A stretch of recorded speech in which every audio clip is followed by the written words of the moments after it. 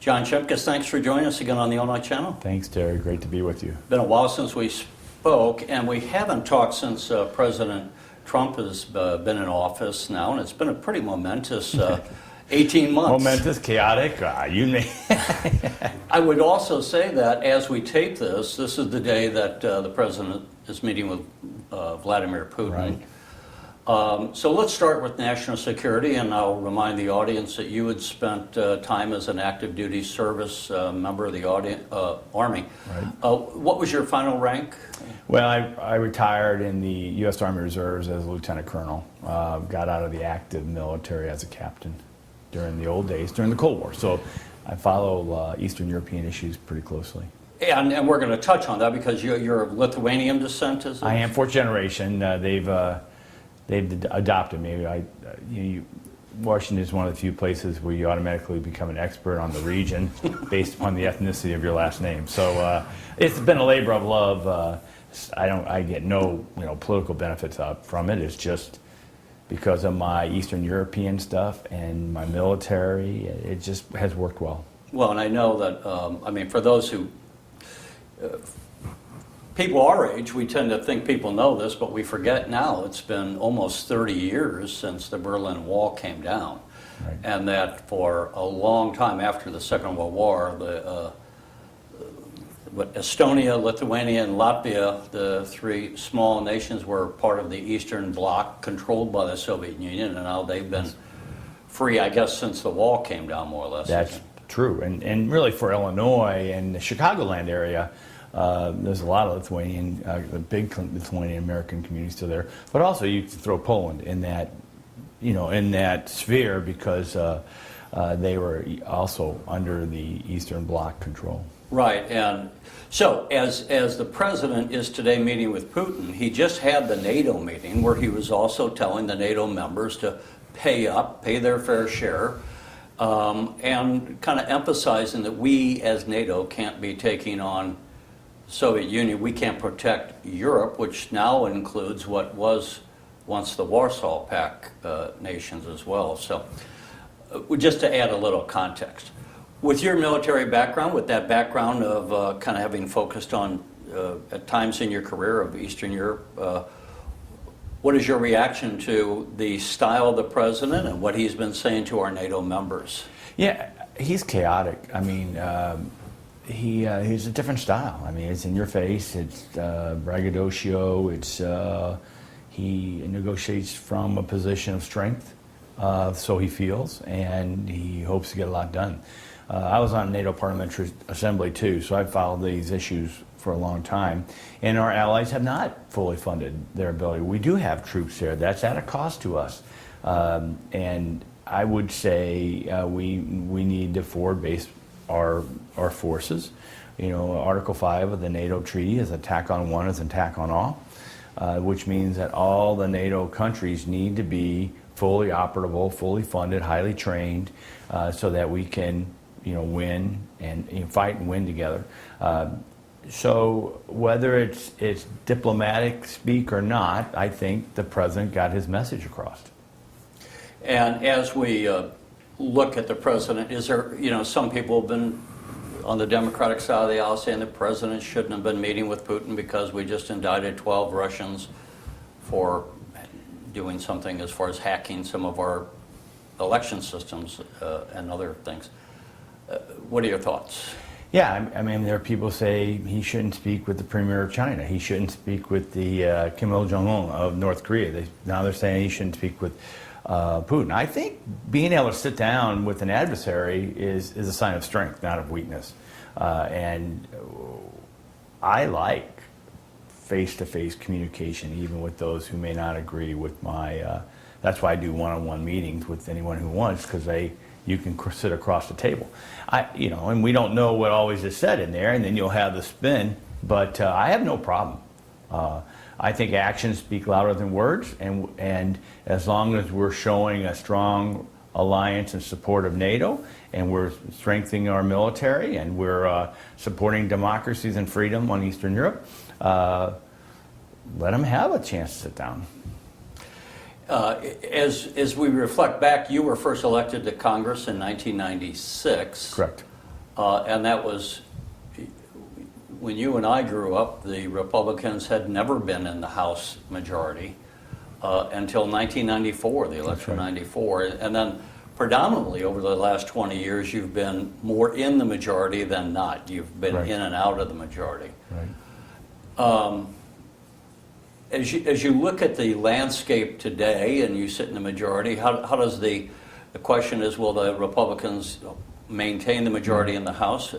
What is your gut feel, and what do you hear when you talk to your caucus of the House Republicans? Yeah, my gut feel is that if you do the historical analysis of midterm elections of a president in his first term, the similar party usually loses seats. So that's a given that we will not have the strong majority that we have now. The question is will there be a wave, or will that settle down, and will we have races? I think mostly congressional races are local races. It's really, by definition, and when I used to teach government history, it's the last local election, which means people, if they know anybody, they should know their congressman. They've seen him in their district. They've seen him in their community traveling around. And I think that really will make a strong case for especially my colleagues from Illinois who are in more competitive races, because they're working hard. And I think people know them. They're from the area. Member in Illinois, ours, you hear about gerrymandering. And mostly people say, well, gerrymandering will protect Republicans nationally, but remember, gerrymandering was designed to disenfranchise Republicans in the state of Illinois, and we ended up picking up the district that they thought they could win, and we picked up another Democrat district. So I think we're going to be fine, but it'll be a much narrow majority. Your current majority is what? I think it's now 24 seats. We just had someone sworn into office last week. He replaced a member from Corpus Christi, Texas. And I believe I'm right that the Republicans currently have the largest majority since about 1928. It's probably true, yeah. So we know, because of those stats, we know that we can't maintain that. Right. We do know that there is some dissatisfaction with President Trump out there in some regions of the country, and the question is motivation. Will the Trump supporters be motivated to not only support the president but support the party that's helping him achieve his agenda, or will the other side be more motivated? And that's what political scientists and observers don't know yet. They can project. I think the only time you know that is on Election Day. Well, there's a number of things that are pending and some things that we have some answers on. One of the primary things in the first year involving Congress was the tax cuts in December of 2017. So now, Right. about 7 months ago, just took effect January 1 of this year, 2018. And as of now, the economy is growing much faster than it had over the Obama years. It seems to be that the arguments that were made by the Republicans that it would help spur economic growth are proving to be true. Just this morning, retail sales are up higher than expected. I haven't seen the growth numbers, Right. but I think we averaged about 2.5% or so Right, during the right. Obama years. I think we may hit 4% this Right. year, GDP growth. What do you hear from your constituents? And you voted for the tax cuts. Of course, yeah. What do you feel vindicated in those arguments? Well, I mean, we're now speaking about hashtag Better Off Now, continuing to tell the story to the constituents and our citizens that we are better off. I don't think anyone disputes that out in the public. They see more activity, with growth and economic ability, and you see costs starting to rise. You have housing starts where we haven't had that before. You have rents going up. You have wanted signs in windows and advertisements. So I don't think anyone disputes that. What I like about it is, over my 20 years, I always believed in less government, individual responsibility, lower taxes. So under the Trump administration, we're really having regulatory reform, which means less government, and with signing of the HR1, we're getting less taxes.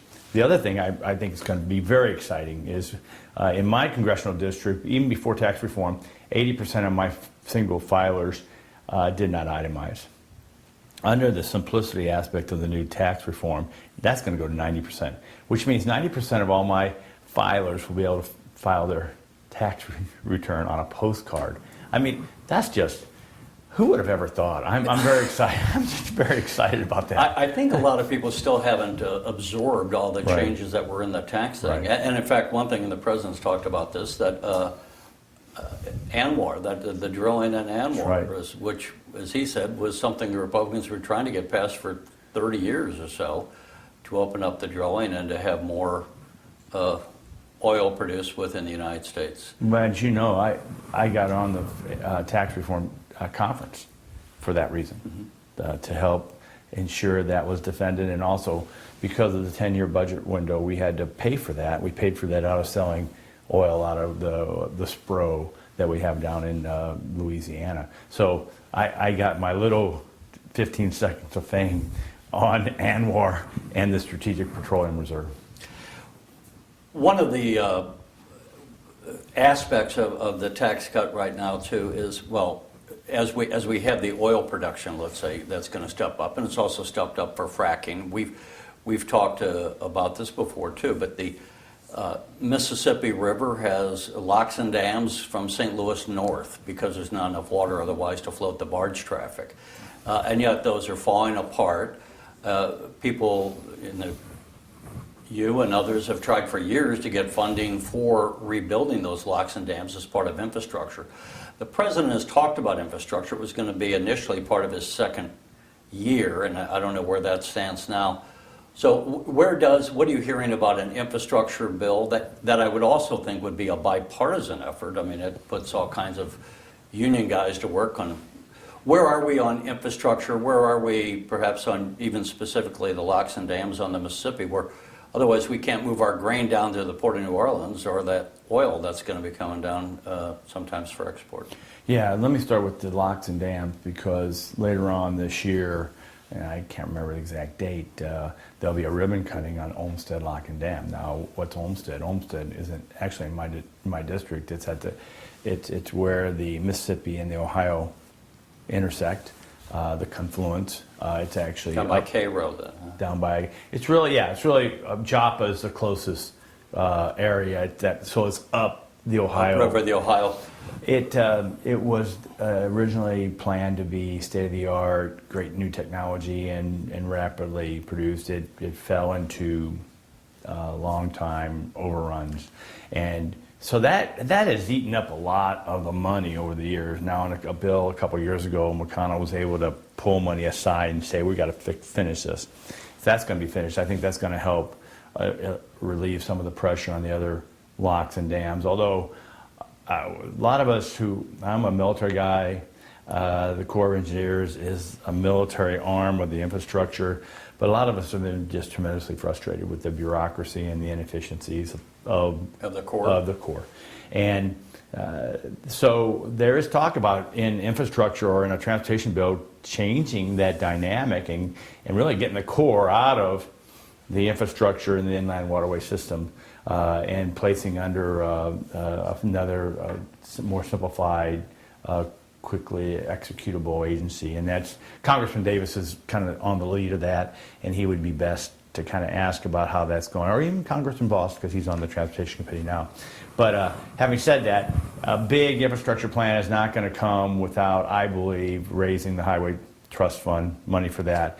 That doesn't come with, you got to figure out how to put more money in that. So that would be adding a little bit of tax when we pump at get gas That's at the pump. what some of us believe, but because of the electric vehicles and natural gas and other... And the fleet, we get a lot more mileage to our cars. When That's you and I right. grew up, we got about 10 to 12 miles. Now we're getting maybe 25 to 30. That's right. So not as much money is going into the fund for rebuilding our roads. That's exactly right. So when we are, I'm definitely sure now we're getting this close to election that there is no hope for that debate now until either after the election or the next Congress.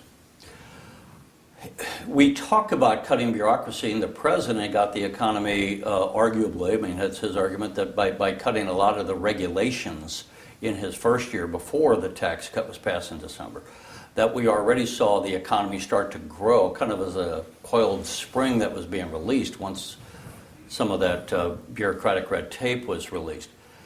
And I point out to people, just as you mentioned, that it's the regulations don't impact just businesses. They also impact government, small municipal government, or in this case, when, as you mentioned, with the locks and dams, the amount of bureaucracy it takes, it just slows down projects. So Elaine Cho, our transportation secretary, mentioned a while back, to build a bridge takes something like 20 years because of red tape. People don't have any idea. They think, well, you just fund it and build it.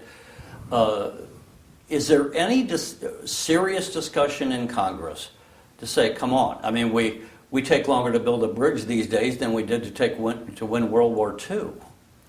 Well, the answer is yes, and that's the highway reauthorization bill that comes through the Transportation Information and Infrastructure Committee, and that's again, which Congressman Davis and Congressman Boss are both on those committees, and Rodney's actually been very good because having kind of worked in. I think Shari Bustos, is she also? I think she could be, but because Rodney worked for me in my office, right, and did this stuff at the local level. So he would talk to mayors, he would talk to county engineers, he knew IDOT well. So he has a pretty good handle on where there's duplication and inefficiencies. I mean, we're down here in southwestern Illinois.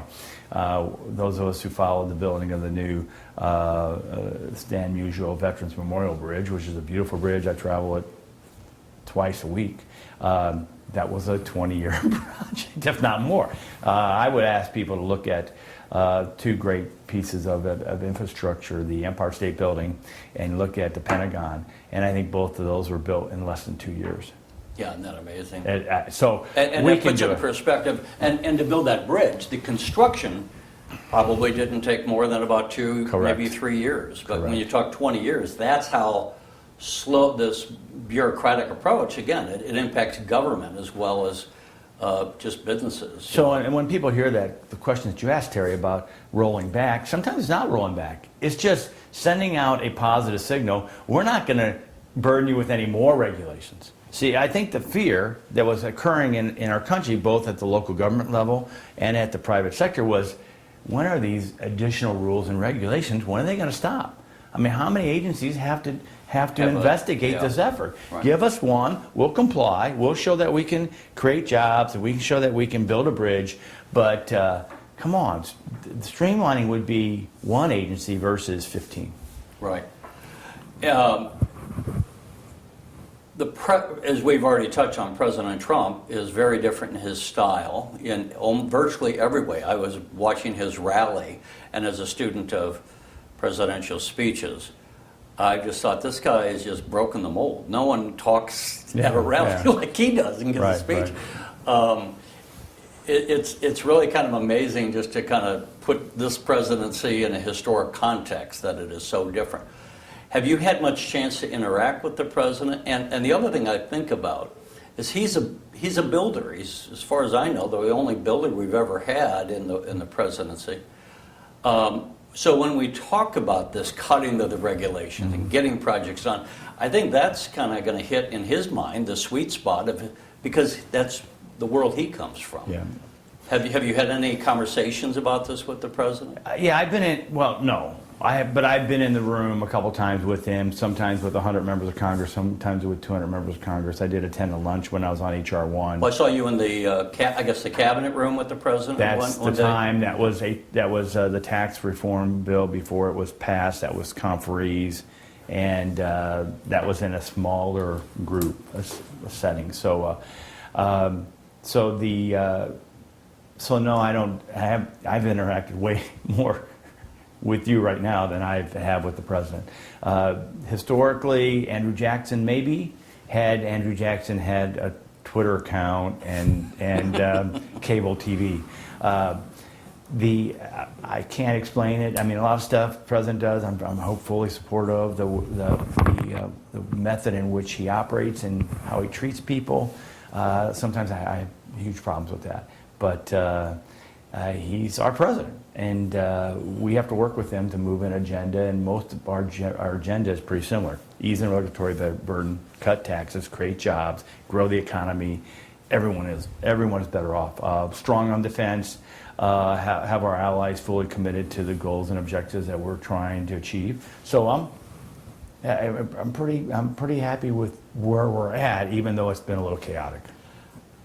I grew up in St. Louis. You represent in a lot of counties. How many counties do you represent? Parts of 33. 33 So counties. I mean, that's I think people don't appreciate, because in the Chicago area, where most of the Illinois population is, you know, those districts might be 1 square mile or something. Right, you know, right. where here you have to travel sometimes over 100 miles just to go to a different community. As we sit here in Maryville, Illinois, you have Danville, which is on the Indiana border almost, and I would guess that's probably close to 150 miles away It's a from 3-hour drive, and I actually go north of Danville. I have a little bit of Ford County in Paxton, then I go all the way down to Metropolis. Fortunately for Metropolis, you know, you've got the interstate all the way there. Once you start getting off the interstate and go to the Illinois highways and the county highways, you can. But it's all been, I mean, it's all been great. These are great communities. They, you know, the good thing about rural America is, you know, and small town Illinois is they don't really expect much from the federal government. They know they're not going to get very much. So they're very self-reliant, and they don't complain. I mean, they just go about their day. And they're more like, leave me alone, instead of that's right. Which is not bad sometimes. Yeah. Instead of someone always bitching. How much, as a member of Congress, I like to explain the process. I think we don't cover enough of just how government works. Right. As a member of Congress, you're also a member of the Republican majority, and so as a Right. caucus, this happens everywhere.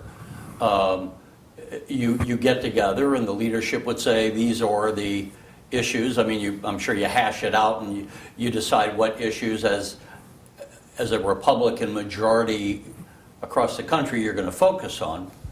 On the other hand, as a member representing your district, you go out and you constantly are in communication with people across your district. So when you champion as a member of Congress the issues that you select to champion, you can't be a champion for everything. How do you approach that? To what extent are you saying, here's the Republican line from Washington, and on the other hand, are you reflecting the needs of your district? Yeah, well, I always like to talk about ideology and why do you have parties? I mean, so Republicans, for the most part, are conservatives in today's definition. And the question is, what does that mean? Well, that means that we believe in less government, individual responsibility, lower taxes, more personal freedoms and liberties. So when we get together as a group, 80% of us, maybe more, and the issues may skew us one way, we're already united in our basic foundational view of government. So we go in as a family. Then when you go to regions, though, however, sometimes people split off, and the challenge of our leadership is to move a conservative agenda through the House. And sometimes we're successful, sometimes we're not. Because there's conflict, right? Yeah, we just talked about one. We want to lower taxes, but we want a big infrastructure bill. Mm-hmm. Well, how does that sort out, even in a conservative conference? I think the frustrating thing is we still have a hard time breaking through the mentality of bipartisanship and moving legislation. Now, a lot of the bills... In Congress, not within the Republican caucus, you mean? In Congress as well. So let's take infrastructure. To do what we want to do in infrastructure, which would mean a big bipartisan bill. You'd have to have Republicans and Democrats. Right. That means you lose Republicans and you lose Democrats based upon the specific language of the bill. Then the base, say in an infrastructure bill, you have to raise gas taxes, and you get a majority through the floor. But then you get the Republicans who are anti-taxers, they're all mad, and so they may try to do things to disrupt that bill and cause fractures. It's just a process. People think it's dysfunctional. The Founding Fathers designed it this way. It's evolved over 200 plus years, but it is a system. You know, I've moved bills that are pretty contentious in a bipartisan manner. One signed by President Obama, which is a toxic chemical reform bill. I moved my nuclear waste bill through Congress this year, 340 votes. So I had more Democrats support it than opposed it.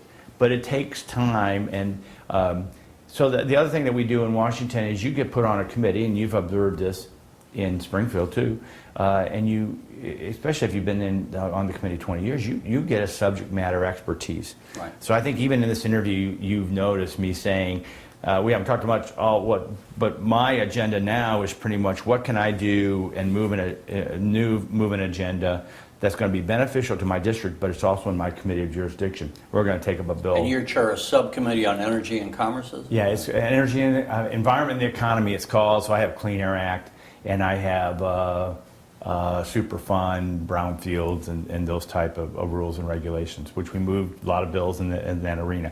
We're going to move a bill this week on new source review, which will address power plants.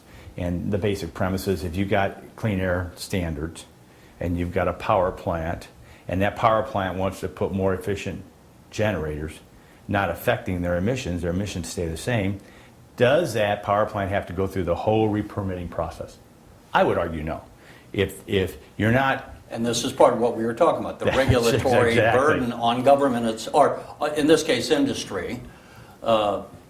And I didn't mean to cut you off. Yeah, so, but if our coal power plants want to be more efficient, and in essence being more efficient, they in essence by the megawatts generated may, in essence, with a more efficient generator, really reduce their profile. Mm-hmm. Should they have to go through a 2-year permitting process? To what extent, it's interesting you bring this up, because you also represent the area where there's Southern Illinois coal. You bet. Does this ever put you at odds, or how does that work out? I'm pretty supportive of Illinois coal, so I mean it does put me at odds with those the folks who want to shut down our coal-fired power plants or who want to stop mining coal. There are movements out there, keep it in the ground movements. That's not just for coal, that's for oil and gas, right? So, and I have still a pretty big marginal oil field in my district. If we ever get to where the price is up and we can ease the regulatory burdens of the state of Illinois, we probably could be fracking and producing more oil in Southern Illinois. That would help my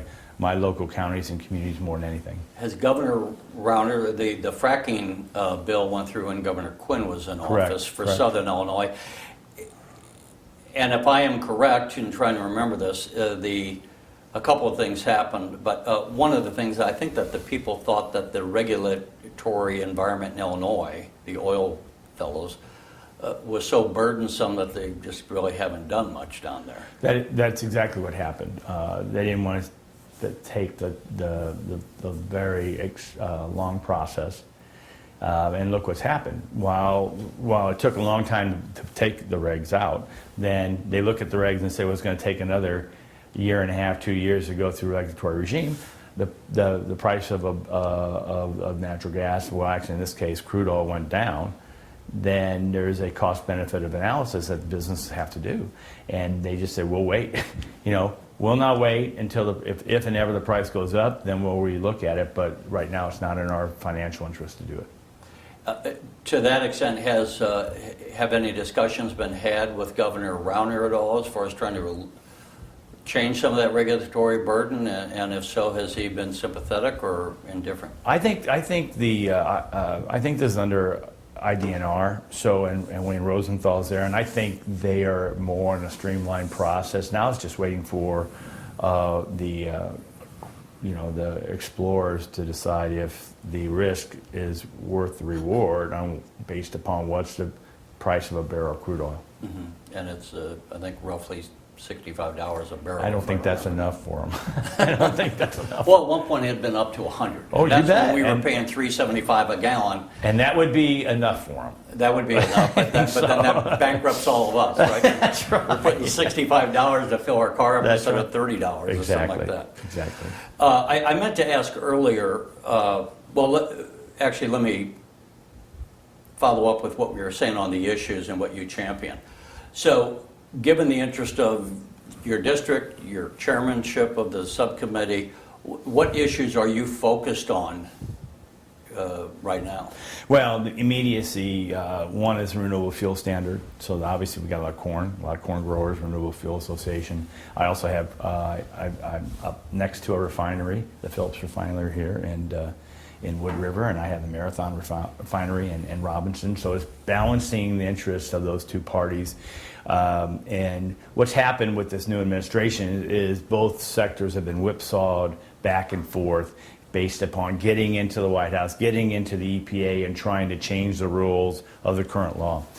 We've been very diligent over the past year and a half in talking to stakeholders, well, looking at possible, I don't want to use the word language, but at least a process by which we might be able to look to the future. And I basically come down to this: high compression engines, high octane vehicles, getting our best engineers who engineer engines, and our best chemical engineers who are trying to find the best fuel for those new engines, what would it look like, and how do we incentivize that. I believe that's high octane. I think that would probably provide more access to Illinois corn and renewable fuels. And I think in this new era of the national concerns, I have to think about retailers. I have to think about the California Air Resources Board. I have to think about the California refiners, because this is a national change. So I just can't be focused on 33 counties. And I am, because of corn and these two refineries, but I also have to figure out, well, how does this work in the whole nation? It's very exciting. It's very difficult. It's interesting you say that, because I think that's something we don't think about. I think of John Shimkus, Southern Illinois, and yet, as you just said, you have to take into all these other considerations around the nation. California's a big state. They have been carved out by... Are they a big refinery? They have refineries, but they also have really their own air standards. Because they were given at the provision under the Clean Air Act to set up the California Air Resources Board. And California is still, with all their problems, they're still a very big state. And so if you just jettison them, there's enough votes to stop any movement on the process. So it's trying to find that fine line. And then as that, the other one is I've been very involved in the nuclear waste disposal issue. Not really big in my congressional Yucca Mountain still? I just was there Saturday. So not big in my district. I don't have a nuclear power plant, but Illinois has the most spent fuel of any state in the nation, and we have paid more. We Illinoisans have paid more to dispose and properly control this spent fuel than any state in the nation. That's ratepayers have done that. I want to say that I was with C-SPAN in the mid-'90s before you were in Congress, and as a Senate producer back then, the Senate was debating Yucca Mountain, which is a mountain in Nevada where we're going to store nuclear waste like a mile underground, because it's poisonous, for lack of a better word, for like 2,000 years.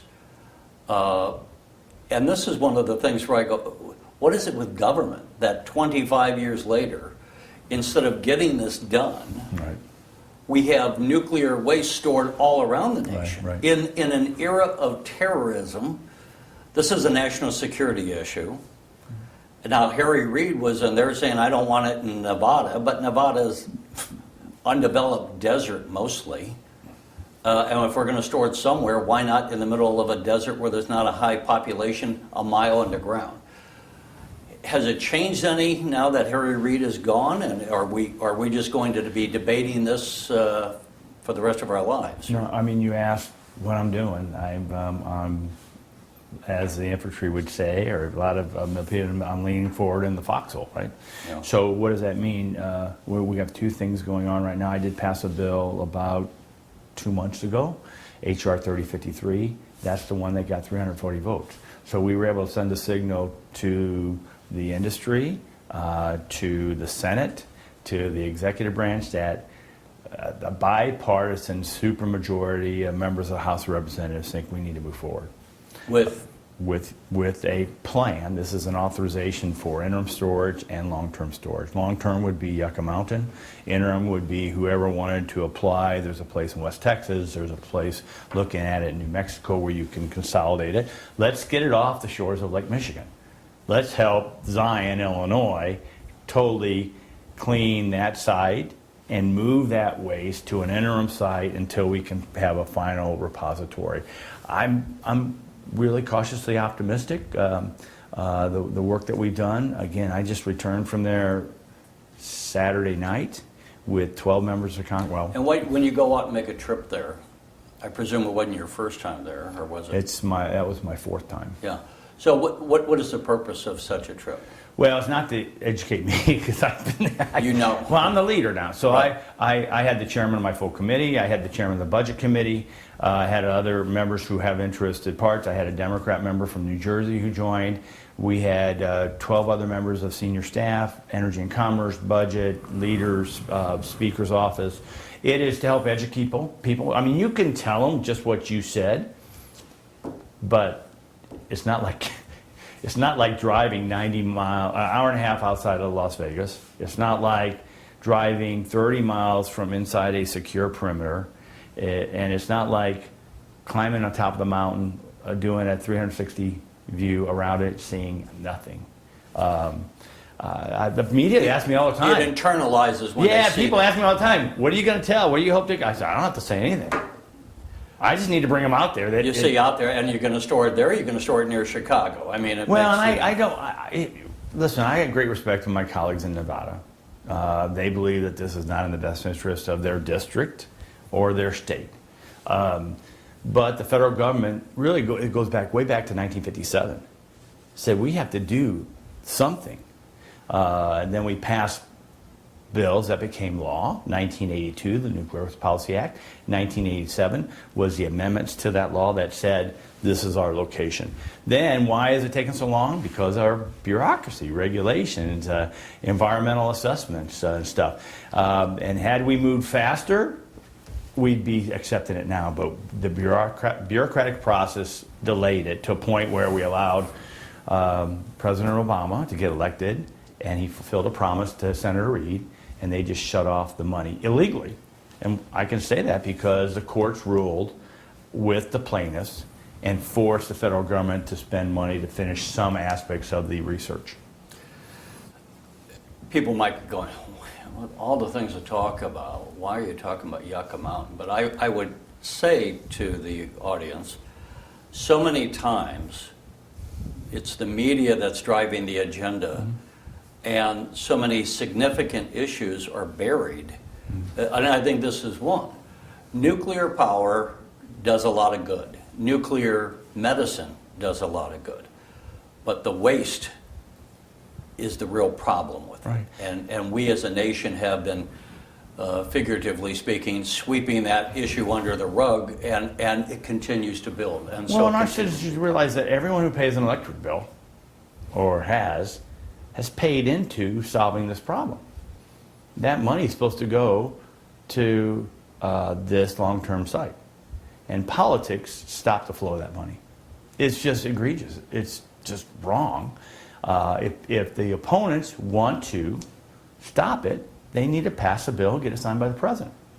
I mean, you don't. That's the way it's supposed. You're not supposed to keep a political promise and then a chief executive cuts the money off illegally. And that, I mean, this is just the right thing to do, too. I mean, people ask me, well, why is this important to you? One is we're a nuclear power state. Two, the ratepayers have paid into this. Three, the Obama administration, Harry Reid, illegally stopped the flow of that money. And four, this is an environmental concern. As one of my colleagues says, it's a national problem that needs a national solution, and this is our national solution. And I would just say, knowing what I know, it really does. It's a national issue. It's not something that can be handled by a state legislature. It's a national issue. It needs to be looked at, and it continues to get worse as we build up this waste. And as I said, it just threatens our national security to the extent that if we ever had a dirty bomb because some terrorists got their hands on this waste and use that. Time's always the enemy, no matter how long we go. Right? But one of the things that's also going to be happening, we know right now, is House Speaker Ryan has said that he's going to be leaving his position. Do you have any thoughts on leadership and where the Republican who should be the next speaker, or at least the next head of the Republican caucus in the House? Yeah, I mean, a great question, because what I've been able to observe is being a Speaker of the House. Everybody thought, "Ooh, man, that's a hard job." Paul came in at the right time. He's the guy we needed. He's really a smart, articulate believer in the principles that I outlined earlier. Trying to manage this large group of Republicans who are. It's kind of a thankless job. It's very thankless. It's very thankless. I mean, and you travel all the time, even though you try to get home, because you've got to go across the country and fundraising for other members and all. Not just that, and public policy. I mean, they're as you did with Yucca. As I did, yeah. That was not a fundraising trip. That was a public policy issue. The speaker's been to the border. Right. Not raising money, talking to the Border Patrol. He travels overseas to visit with our troops.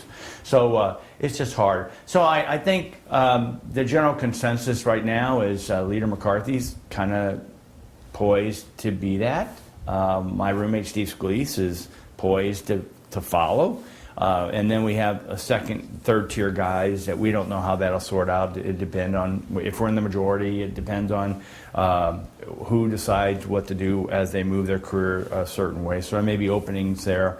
And I mean, I think that's kind of where we're at. How is Steve Scalise doing? He was a member that was shot last year. Yeah. Actually, a fellow from Southern Illinois. I guess not too far from here. Not too far from here. Yeah, he's doing great. I would encourage people to search the congressional baseball game. You couldn't scripted the start. We had him start at second base. Now he can't really move left or right. He's still, but he can field a ball that's hit in front of him. So we didn't think one would get hit to him, and then we'd pull him out, and then the ball was hit to him. And it was like one step to the right. So he took a step to the right, and he kind of crumpled to the ground. He kind of smothered the ball, and he got up on his knees and threw the guy out. The place erupted. It was just amazing. So Steve is Steve. He's a unique leader, well-liked, very, very conservative, emotive. He's from New Orleans. They got a different style. And he's doing great. I mean, that damage was, as people started following it, very, very severe. And he could have easily died and bled out on the baseball field. Fortunately, another colleague, Brad Wenstrup, was there from Ohio. He was a Army reservist, had served in Iraq, had done combat. Had been a medic. Combat field dressing right there on the field. Perfect. And so he's doing as well as can expected. Will he run a marathon? No. I mean, but will he be able to walk without canes? He's still using one right now, but I think so. We'll go with John Shimkus. Look, we didn't talk about immigration, building a wall, and many other things, but we get a lot of that in other. No one else is talking about Yucca Mountain. No one else. I'm it. Let me ask one last thing, and as we sit here, we're having a changeover in leadership at Southern Illinois University. We got SIU, Carbondale, SIU, Edwardsville. I don't know if they're exactly in your district or if that's Mike Boss' district, but do you get sucked into these when things like bubble up to the? Yeah. Do you get sucked into these issues, or are you able to avoid that? I try not to. Yeah, I can imagine. I mean, they're both great campuses. I have my MBA from SIUE. A lot of my family has gone through that institution. My son, my sister has her accounting degree. But Carbondale was big deal when I was younger. And also you have the dental campus, you have the School of Medicine. I mean, SIU, Southern Illinois University system is a pretty big system. It's unfortunate. Mike has the Carbondale campus, and Mike has the dental school in Alton. Rodney I think Rodney has the Edwardsville campus. Shows you how we're gerrymandered here. Yeah. The Edwardsville campus, and Rodney should have the medical school in Springfield. So no, I try not to. It's a state issue, and it does me no good either in trying to facilitate a negotiations or politically. It's just let the people who are put in position of responsibility make those. You have an appointed board. That's what they're there for. It's not always just to be able to attend a football game, right? Yeah. Those are tough decisions, and there's decisions that have to be made. No, I can appreciate. I think sometimes it's like hearing your neighbors argue. It's just as well not to get involved. That's right. John Shimkus, thank you for your time. Terry, great to see you. Thanks for coming down.